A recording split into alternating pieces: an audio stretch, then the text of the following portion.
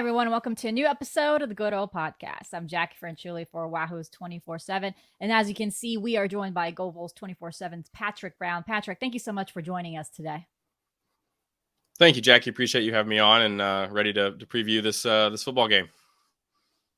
It's finally football. We've been talking about football for so long, from spring to fall, to finally have a game to talk about is actually pretty exciting. What's the mood around the Tennessee program? Because obviously there's a lot of excitement around the Vols in preseason, especially. Yeah, Jacquie, you kind of touched on it. There's a lot of excitement. I mean, Tennessee's coming off its best season in since 2001 was the last time they won 11 games. Obviously, last season was sort of their breakthrough year, their second season under Josh Heupel. They won 11 games. They were number one in the country in the first college football playoff rankings starting November at 8-0. Their first number one ranking since 1998. Lost a game at Georgia, had the surprise loss at South Carolina, but managed to bounce back and beat Vanderbilt and then beat Clemson in the Orange Bowl. So they beat three of the last four national champions if you throw LSU in there as well. And, of course, I think everybody remembers that Alabama game. So there's a lot of excitement about this program and the direction it's headed. I think they signed a top 10 recruiting class for the 2023 cycle.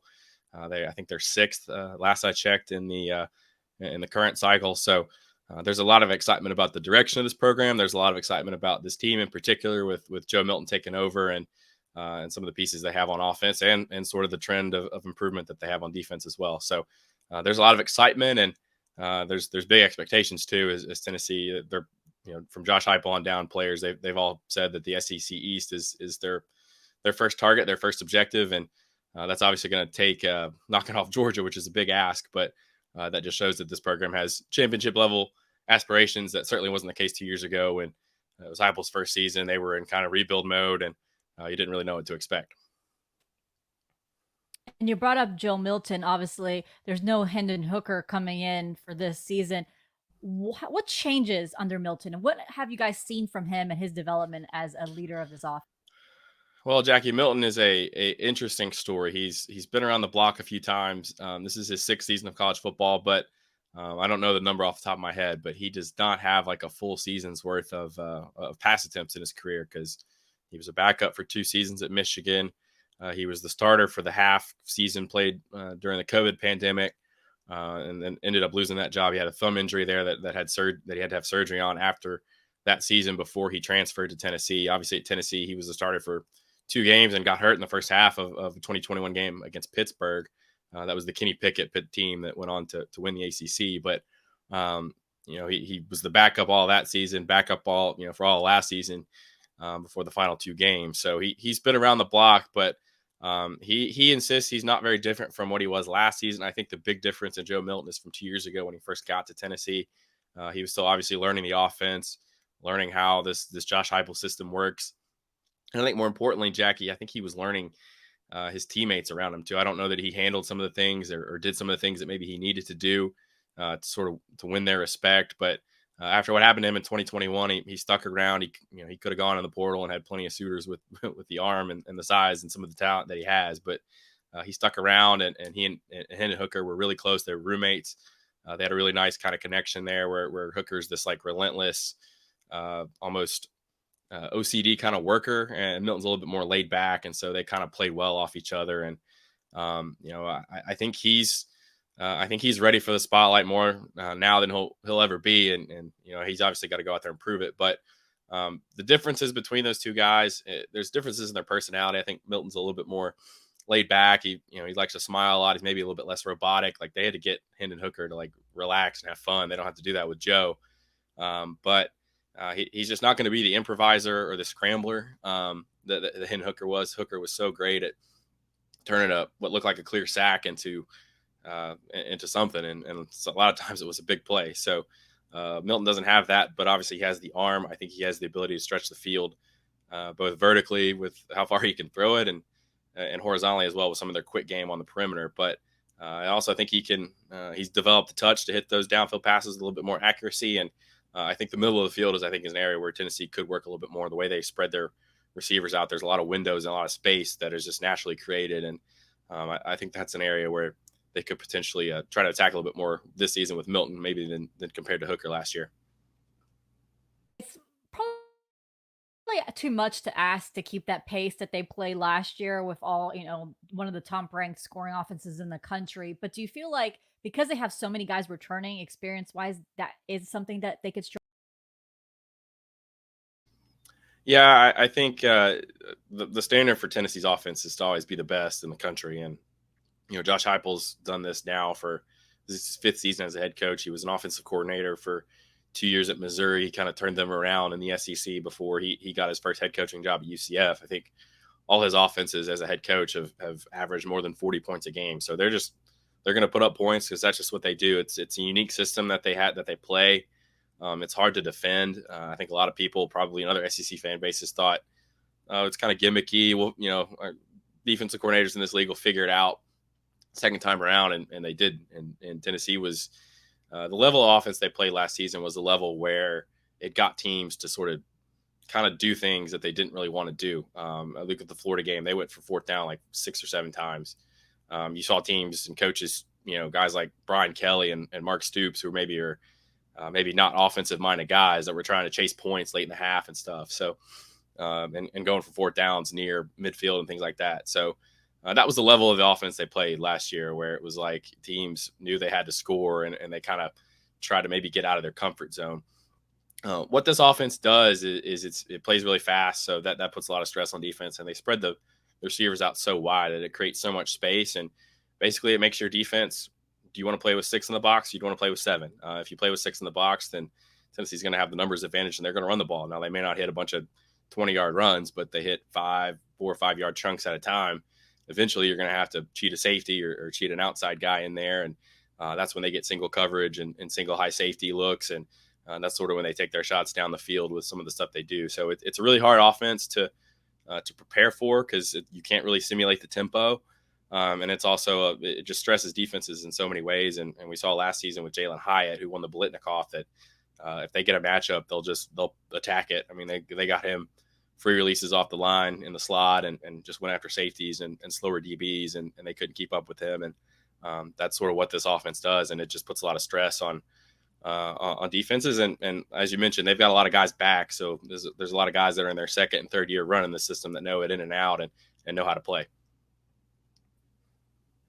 one of the keys for this offense is going to be this offensive line. Have they answered a lot of the questions from that group? Yes and no. They kind of went into camp with the 3 positions that were maybe a little bit open were left tackle, right tackle, and then left guard. They had 2. Darnell Wright was their All SEC right tackle last season. He was number 10 overall pick in the draft. Went to the Bears. And then Jerome Carvin was their left guard. He was I think like a 43 game starter in the SEC. So 2 experienced guys, talented guys, and then early on in camp, I think before the first scrimmage, Cooper Mays has I believe it's hernia surgery is what it's been. And that came on the heels of my John Campbell Jr., a Miami transfer who started for the Hurricanes last season. He kind of took over left tackle pretty early. So it kind of shifted from you still had 3 positions that were up in the air. Cooper Mays is he's a preseason All SEC guy. He's probably one of the more invaluable guys in the league. He's not going to play in this game on Saturday, and his timetable is a little bit up in the air, a little bit further down the road past this game in Nashville. So he's going to be a big miss because the center in this offense, centers in a lot of offenses have to make all the calls and identify the fronts and things like that. But when you're trying to snap the ball every 8 to 10 seconds, that center's got to be he's got to be Energizer Bunny that never gets tired and is always the first one on the ball because everybody else is getting lined up off him. So the sooner he gets lined up, the sooner everybody else you can snap the football. So Ollie Lane is a guy that's been sort of a career backup that looks like he's going to take over that position. But that was sort of a quest in camp and really all off season was to find his backup because it was Carvin.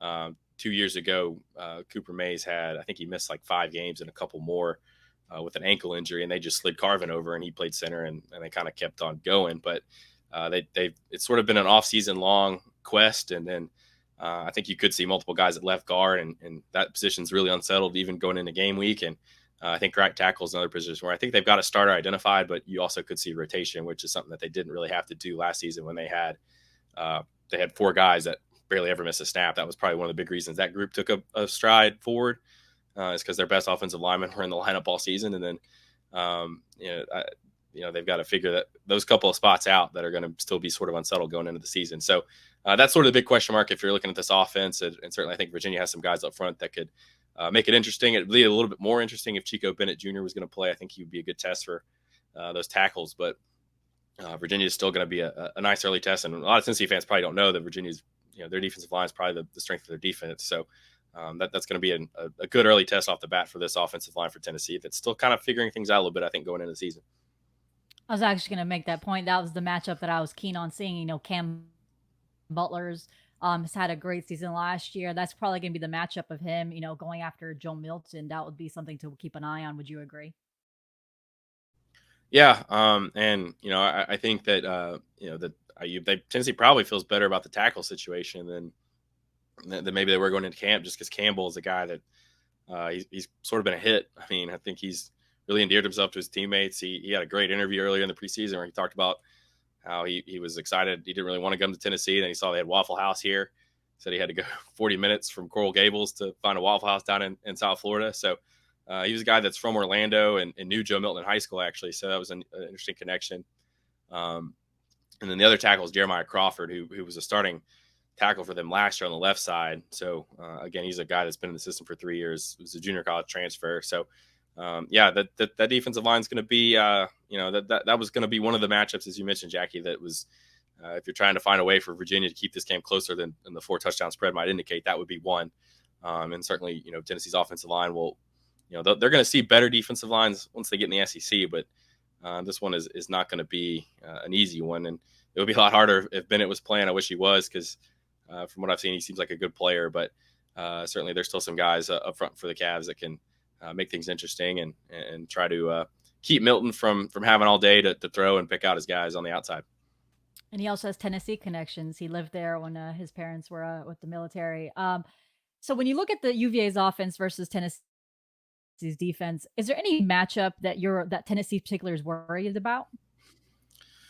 I don't know about Tennessee. Tennessee's pass defense was 127th in the country last season, and now Tennessee's defense, I think it's a bad rap because they held 10 of their 13 opponents to 30 points or less. Which, when you play on the opposite side of the offense that they have, you're going to win a lot of football games when you do that. But some Tennessee fans and some other people are probably still soured by what happened against South Carolina, where they gave up 63 and Spencer Rattler just lit them up. I think he had like 400 something yards passing and I think 6 touchdowns. He had 8 going into the game. So there's still some question marks and deservedly so. I mean, they gave up. They were picked apart pretty good by Bryce Young, which, it's Bryce Young. He picked everybody apart. He was ridiculous that day. And then even Anthony Richardson, who was not maybe the best passer for a lot of his games at Florida last season, threw for like 450 on him. So a lot of that was late in the fourth quarter. They were trying to play catch up. But this pass defense has to show that they can take strides. And we kind of wondered all last season if it was going to be it was clearly the weakness. We wondered if it was going to hurt them, and it ended up hurting them when they played. Obviously, that South Carolina game is the one that knocked them out of potentially being in the college football playoff. So that's the question, and I would say that it's probably a 3-level deal, because pass defense isn't just on your cornerbacks or your safeties. I think they have to be better at linebacker, which they should with some young athletic guys coming in to play.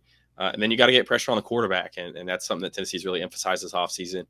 Tim Bates, their defensive coordinator, he likes to be aggressive. He likes to blitz. I think that was sort of their default in a lot of tight games at the end of the games last season.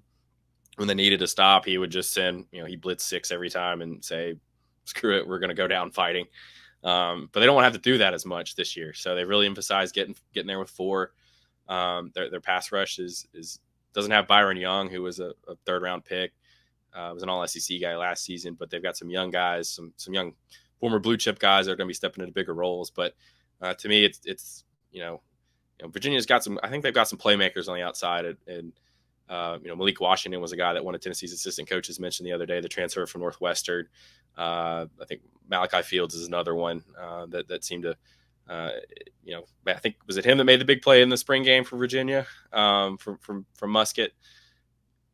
J.R. Wilson. Okay. All right. Well, they've got a couple of guys on the outside that are big 6'2", 6'3" guys. And, Tennessee's going to play, they're going to play some man coverage. They'll mix up and play some zone too. But I got to see these DBs sort of hold up better. And they brought in some freshmen and a transfer to sort of help add some competition. to the position, but it seems like they're going to still rely on a lot of veterans. So you want to see, are those guys really better? These are third and fourth and fifth year guys. Are any of them going to have sort of late season sort of flourishes? That's what Tennessee needs to have happen for the secondary and really this defense to take the next step. First games, a lot of things can happen. It's always tricky when you think about all these first games. Can live up to expectations? What is your expectations of Tennessee in this first game? Well, I think Tennessee will. I think the matchup is good for them because it seems like Virginia's offensive line is still very much figuring things out, like a lot of teams are. I mean, that's pretty standard. But Tennessee's defensive line was pretty good last season. They were second against the run in the SEC. They've got some big athletic guys. They rotate a lot up front, so they're going to be fresh when it's going to be 95 degrees out there on Saturday in Nashville on that new turf. So their defensive line's been good in camp too. So that's a matchup that I look at and think is pretty heavily in Tennessee's favor. And then I think Virginia's still figuring some things out in the secondary as well. And Tennessee's got some playmakers. I know a lot of people point to not having Jalen Hyatt, not having Cedric Tillman, who had a big year in 2021. But their starting receivers could be all guys that started in the Orange Bowl with Milton. So he knows them. They know him. They added a transfer in Dante Thornton Jr. from Oregon, who's been clocked at 24 miles an hour. He's another guy with elite speed that they're going to add to this offense. So I look at those two areas and I see those as sort of overwhelming in Tennessee's favor, which makes me think that that Tennessee should be comfortable in this game. Now with first games, Jacquie, as you said, I mean, Tennessee, they may not look like a top 10, top 15 team right off the bat. And Virginia may be better than the team that has been picked to finish last in the ACC. They've got, I think, as you mentioned in one of the things you had on our site, they're ready to play a game. Obviously, what happened at the end of last season, that's going to be heavy on their hearts and minds as they take the field. And they're going to be playing for something bigger than themselves. So that could, if it was closer than maybe a lot of people expected, that wouldn't surprise me. But I think Tennessee has a couple of big advantages in this game that are going to keep the scoreboard pretty tilted in their favor, in my opinion. Yeah, I agree. I think the matchups are heavily in Tennessee's favor right now. I think this game is really early for Virginia, with considering all the new pieces that UVA is trying to incorporate. Well, Patrick, thank you so much for joining us on the show today to break down what we expect from Tennessee. Thank you, Jacquie. Appreciate you having me on, and see you in Nashville. And thanks again for Patrick for joining us on the show. It's always nice to get the different perspective on the opponents, since obviously Patrick covers Tennessee day in and day out, so it's always good to get that on the show. But we're going to take a quick break, and on the way back, we're going to talk more specifically about Virginia ahead of the season opener and then our prediction. So we'll be right back.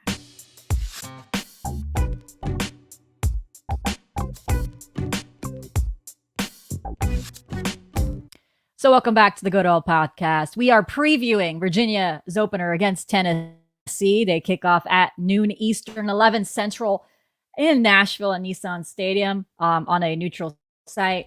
But this is effectively a road game for Virginia against Tennessee in their home state. So it's going to be a loud environment for them. And actually, the team has been practicing Rocky Top playing and a lot of the crowd noises that you would expect in an environment that, is not great for you.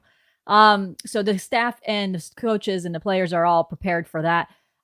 So a couple of the injury notes, you probably already read this. Also, if you read on Wahoo's 24/7, all ACC defensive end Chico Bennett is probably 1 week away from coming back. So he will not play against the Vols. In addition to him, Antonio Clary will be a game time decision.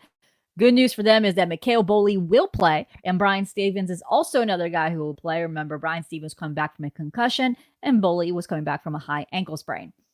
Jimmy Christ is not on the depth chart. He is back at practice limited, so he could be about a week away from returning. Not sure if he'll be ready for JMU, but that is a possibility.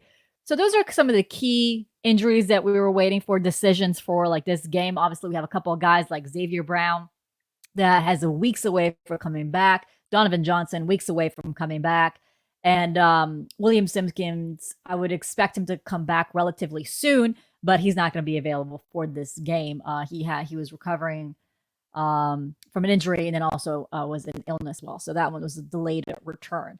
So obviously a lot of like we talked to Patrick, with Chico Bennett out, all eyes are going to be on Cam Butler at Bandit and Ben Smiley defensive end. And then when you look at that, you can see Paul Akiri will also be a factor there. He's so versatile; he can play on both sides, but obviously you expect him to go on Bandit, and you also have Bryce Carter, who's another guy that would also factor in there. So defensive end section, definitely a little bit different than we expected preseason with Chico Bennett going down early on in the fall camp.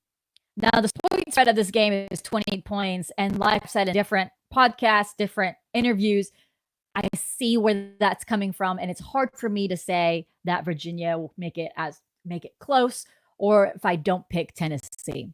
I think this is a situation where Virginia does not match up well against Tennessee when you look at it from Tennessee's strengths to questions when it comes to Virginia. I think the defense certainly will challenge Joe Milton and that offensive line. I think, like we said, the D line is returning a lot of veterans and is the strength of this defense.